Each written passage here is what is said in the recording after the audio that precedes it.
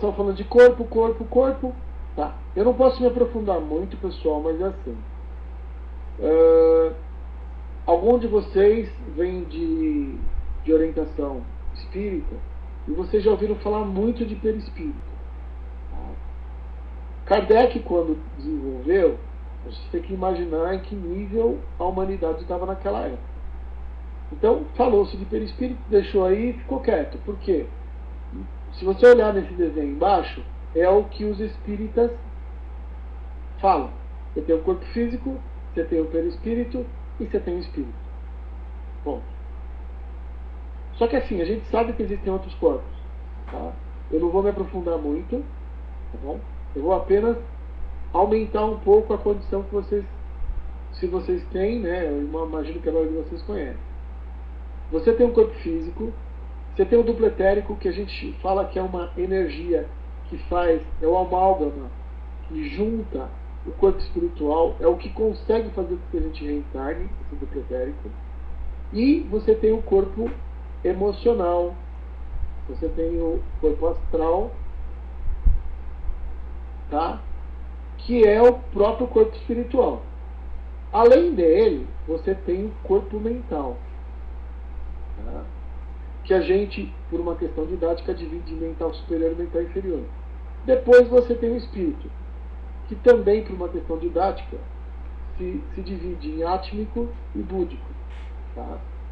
Mas, para nós aqui hoje, o que é importante vocês entenderem é essa imagem aqui em cima. Você tem o teu corpo físico, você tem corpo astral ou corpo emocional, e os dois estão ligados por um cordão. Quem sabe como é que chama esse cordão? Conhece esse cordão?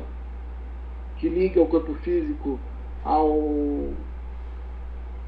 corpo emocional?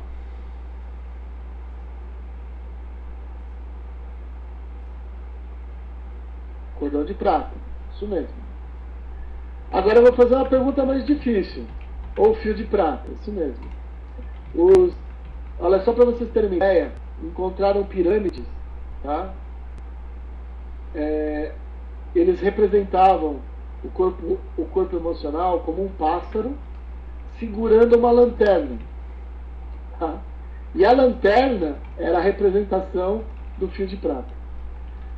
Agora é o seguinte, vocês estão vendo essa coisa sem forma aqui em cima, tá? Então você tem o corpo físico, tem o corpo emocional, e essa coisa sem forma a gente chama de corpo mental, tá? E existe um segundo fio ligando esses dois, tá?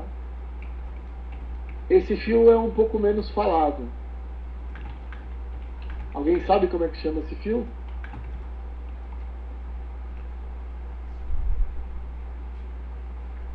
Ou cordão?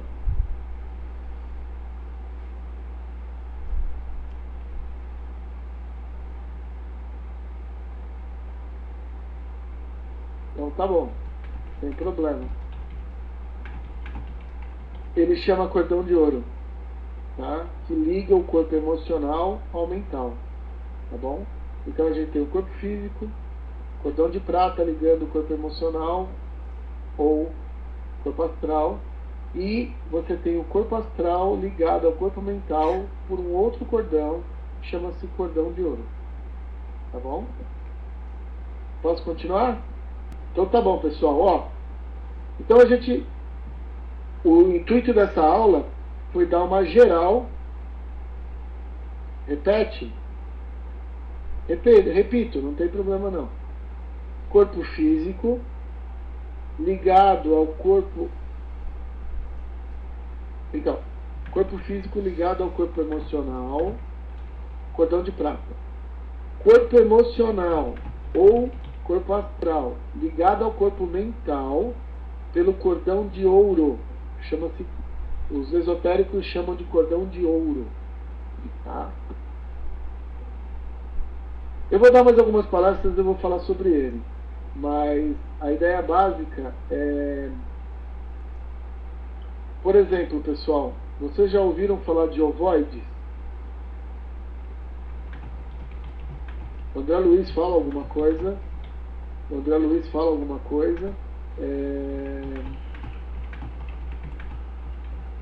Ovoides, na realidade, são seres que perderam. Ovoides são seres que perderam o corpo emocional. Robson fala, eu sei. Eles perderam o corpo emocional. Em outras palavras, eles perderam a capacidade de reencarnação. Tá? E eles ficam nesse corpo que é o corpo mental. O corpo mental é um corpo muito mais sutil que o corpo emocional. Ele é mais rápido, a frequência dele é mais alta. Só que quando você não se desenvolve emocionalmente, chega no corpo mental e não está desenvolvido, ele fica parado. Então, eles falam que é como se fosse um ovoide.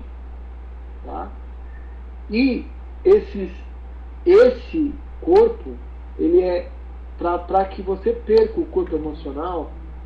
Para você perder o corpo físico, você tem que cortar o cordão de prata. O cordão de prata é cortado, não com uma tesoura, porque ele é de luz, então não tem o que corte. Quando você desencarna, existe a ruptura. O cordão de ouro, que eu acabei de falar para vocês, ele também pode ser rompido. E quando ele é rompido, você se transforma em ovoide. Isso de forma negativa. Os grandes seres, tipo Jesus, Buda, Krishna, quando eles chegarem no ápice e falarem eu vou para o corpo emocional, eles fazem isso de forma automática. Eles têm controle sobre esse corte do cordão de ouro. Coisa que alguns yogis conseguem no cordão de prata. Tá? Existem relatos de yogis, de budistas, que viram, sentem e falam, vou embora. E não é suicídio, tá? Ele terminou o processo kármico dele e vai continuar a evolução dele. São seres extremamente diferenciados. Bom, pessoal, então, pegando aqueles temas que eu falei que eu ia conversar, vou falar um pouco sobre obsessão e desobsessão, tá? Muito por cima, mas é importante dizer para vocês. Não estou falando para vocês que somos energia, que os níveis para onde a gente vai está relacionado com a energia. O que acontece com obsessão e desobsessão? Para a gente entender o que é obsessão, nós temos que entender o que a gente vibra. Peraí, Ramon, não estou entendendo nada. Tá bom. Vocês já viram aquela pessoa que fala assim, em mim nada pega? Vocês acham que existe uma armadura espiritual que o cara veste e nada acontece? Ou existe uma explicação diferente? A pessoa está num nível frequencial alto e tudo aquilo que ataca ela, que está no nível frequencial baixo, não pega. Atração mental, isso mesmo, Zé. Então, o que acontece? Se a gente entender o que a gente vibra, a gente entende que coisas podem ser puxadas por aquilo que a gente está sentindo ou não. Se a gente entende que a frequência densa e sutil, com várias intenções, porque, deixando claro, pessoal, olha só, ser extremamente densos com intenções ruins agem de uma determinada forma. Seres extremamente densos com intenções boas agem de outra. Então, de um lado, eu tenho magos negros. São seres extremamente densos, tá? E que trabalham de forma a prejudicar as pessoas. Do outro lado, eu tenho guardiões. São seres densos que estão trabalhando a partir da luz. Tá? Então, olha só. O grande problema é você entender qual a intenção das energias. Tá bom? E um outro detalhe. O mago negro pode trabalhar com energia mental. Se você comparar, energia emocional é mais densa do que energia mental. Então você estaria dizendo que alguém está mexendo com energia sutil de forma errada. Tá? Então por isso que tem que se tomar muito cuidado. Tá bom? Vocês perceberam, eu só estou trabalhando com conceito, tá? Obsessão. Ela pode ser de encarnado para encarnado. Como assim? Como assim, Ramon? Como é que pode? Alguém pode me obsediar? Tem de monte. No teu trabalho, o cara que fica olhando de revés para você, porque você conseguiu a posição que ele achava que era dele, ele está te obsediando no aspecto energético. Ele está entrando na tua aura, ele está interferindo com você. Ah, mas Ramon, então isso acontece o tempo inteiro? É, verdade. Não acontece só em centro espírita ou centro umbandista. E deixando claro, os evangélicos também têm, porque o processo que eles fazem de impostar as mãos e trabalhar tirando coisas erradas, não quer dizer que tudo está certo, mas uma grande parte do que eles fazem é um trabalho luminoso, tá? E a gente tem desencarnado para desencarnado, tá? E o mais absurdo, encarnado para desencarnado, tá? Porque aqui eu pus o desencarnado para encarnado, mas tem o contrário também. Então, o cara está encarnado e está obsediando quem desencarnou. Tá? Pessoal, é energia. Tem vários lados, não necessariamente um só. Bom, pessoal, e aí o que acontece? Você junta essas energias, tá? A pessoa tem problema psicológico, a pessoa tem problema de vida passada. Existem seres que vampirizam a energia. Tá? Então, nós estamos falando que o mundo onde a gente vive está aberto para a obsessão. Das 10 bilhões de pessoas encarnadas que existem no planeta, tá? 30% são católicos. Quer dizer que, se você encontrar um desencarnado, pode ser que ele não seja católico. Então, não adianta você tentar doutrinar ele falando de Jesus. Ele vai levantar a cara e vai falar: eu não conheço esse cara. Você vai ter que ampliar. Já chego lá. E no final, como é que os obsessores trabalham?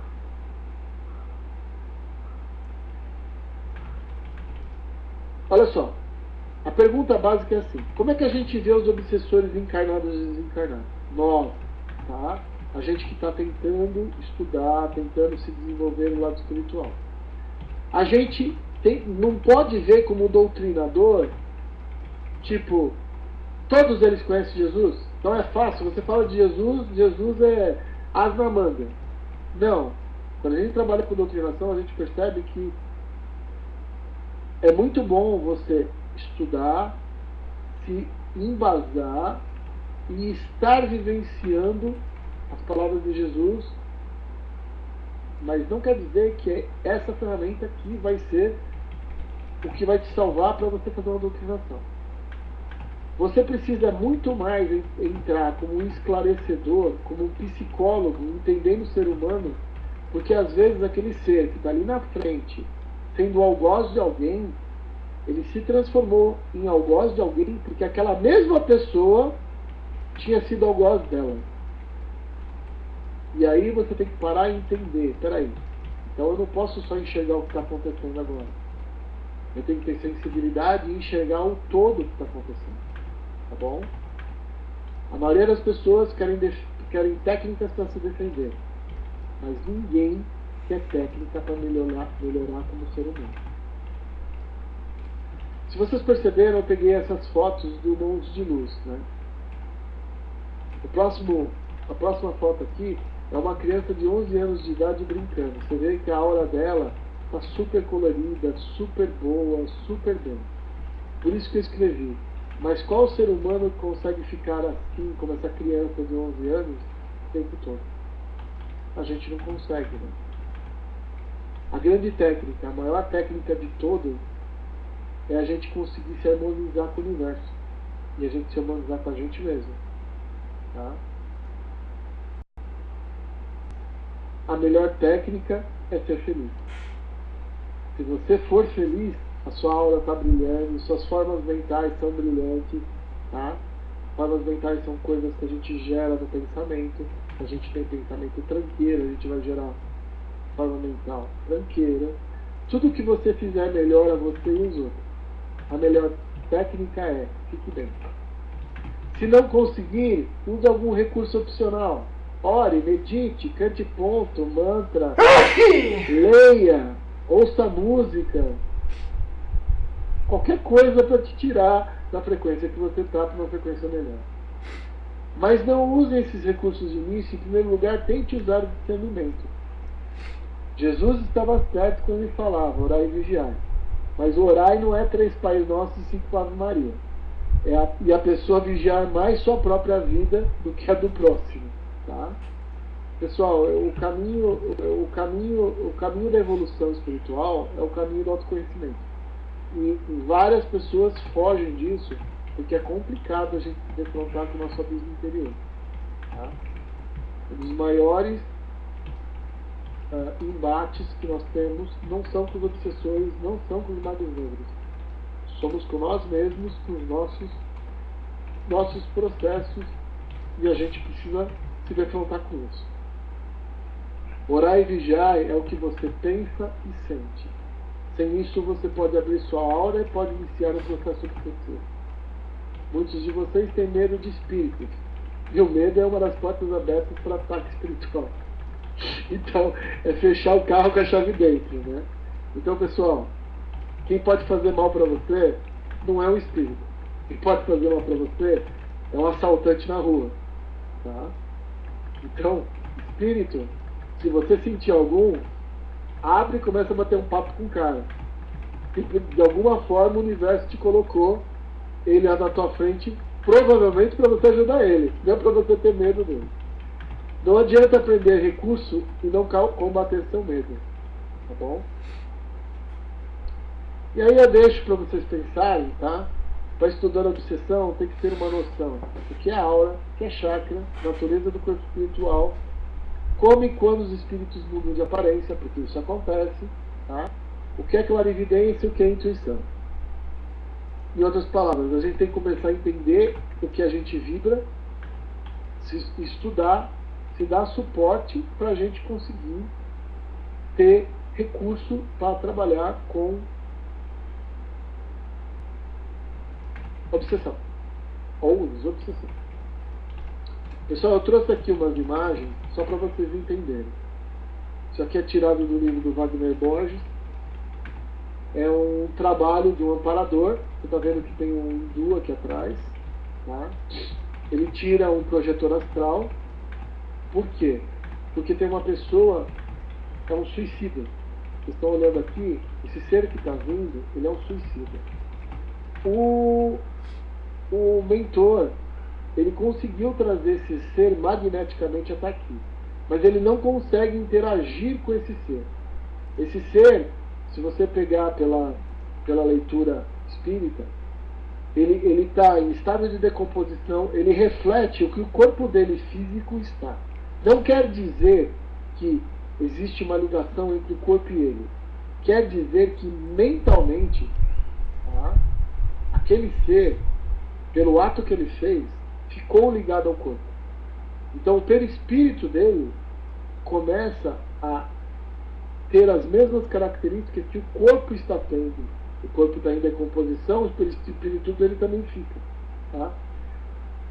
Vocês vão falar para mim, mas Ramon, como é que isso acontece? Isso acontece porque nós mentalmente temos uma ligação. Tá bom? E aí, energeticamente, essa ligação acontece. Tá?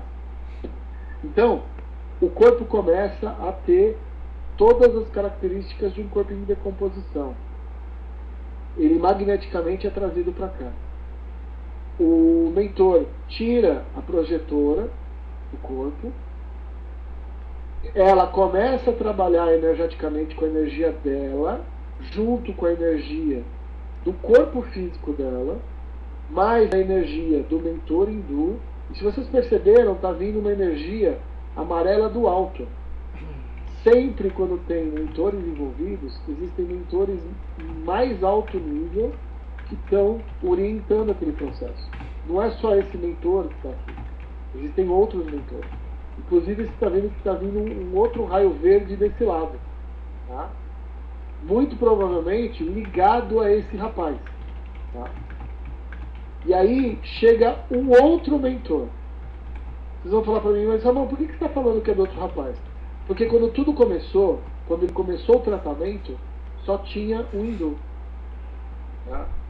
Esse outro mentor, muito provavelmente, ou é da equipe do hindu, ou ele é um mentor desse cara que, por ele ter feito um ato descabido, acabou se desconectando. E no momento que ele está em tratamento, ele é chamado e ele vem. Então você percebe que existem 3 luzes vindas do alto. Cada mentor está recebendo uma parcela de energia do alto, além da projetora. Tá?